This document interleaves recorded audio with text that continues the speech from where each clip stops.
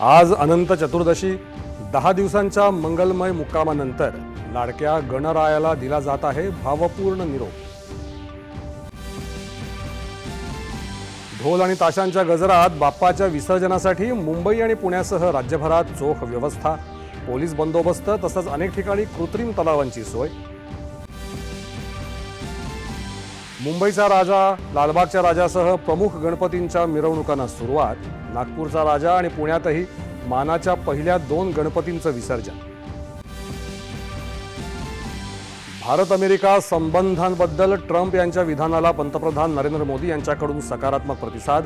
दोन्ही देशातले संबंध जागतिक राजनैतिक दृष्टीने महत्त्वाचे असल्याची प्रतिक्रिया।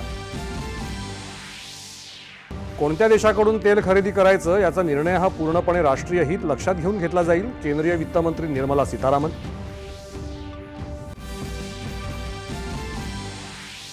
जीएसटी सुधारणा देशाच्या जीडीपीत 20 लाख कोटी रुपयांची भर घालून अर्थव्यवस्थेला चालना देतील, अश्विनी वैष्णव यांनी व्यक्त केला विश्वास। भारतीय हवाई दलातल्या रशियन बनावटीच्या MiG-21 या लढाऊ विमानांना महिना अखेर देण्यात येणार निरोप।